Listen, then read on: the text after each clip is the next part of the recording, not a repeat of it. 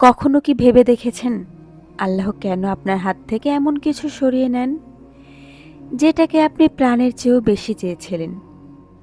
কেন এমন একজন মানুষকে হারাতে হয় যাকে ছাড়া জীবন কল্পনাই করতে পারেননি? কেন এমন একটি সুযোগ হাতছাড়া হয় যার জন্য আপনি রাত জেগে স্বপ্ন দেখেছিলেন?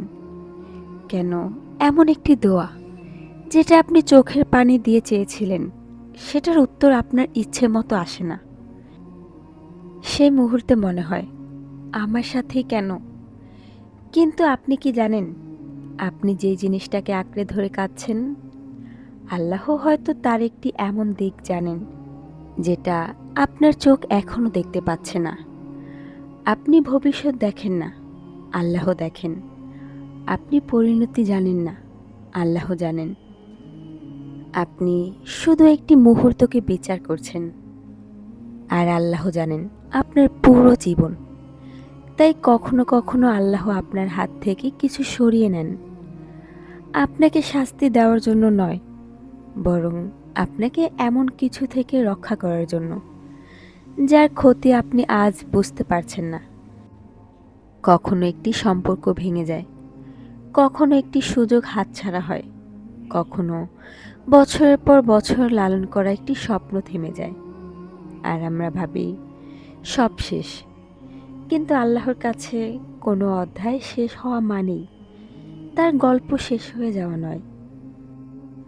হয়তো সেটাই ছিল আপনার জীবনের একটি অধ্যায়ের সমাপ্তি, আর নতুন একটি অধ্যায়ের শুরু।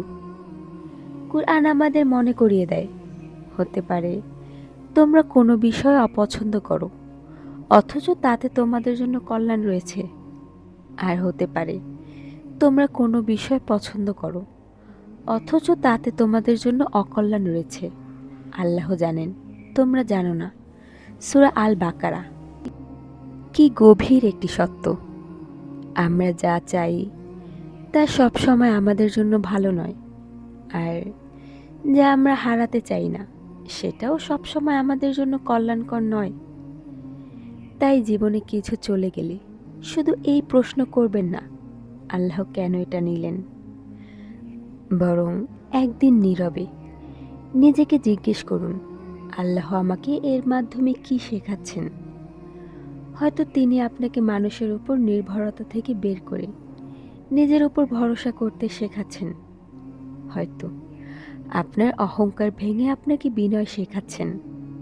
হয়তো আপনার ব্যস্ততার মাঝে আপনাকে আবার সিজদায় ফিরিয়ে নিচ্ছেন। হয়তো আপনি যেই জিনিসটাকে আপনার জীবনের সবচেয়ে বড় প্রয়োজন মনে করেছিলেন, আল্লাহ আপনাকে বুঝিয়ে দিচ্ছেন আপনার সবচেয়ে বড় প্রয়োজন কোনো সৃষ্টি নয়, আপনার সবচেয়ে বড় প্রয়োজন আপনার রব। তাই হারানোর পর নিজেকে ভেঙে ফেলবেন না। কাঁদতে হলে কাঁদুন, আল্লাহর কাছে কাঁদুন, দোয়া করুন, সবর করুন, কিন্তু আপনার রব সম্পর্কে আশা হারাবেন না।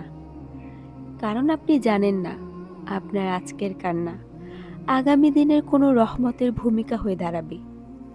আপনি জানেন না আজ যে দরজাটা বন্ধ হয়েছে তার উপরে কি ছিল।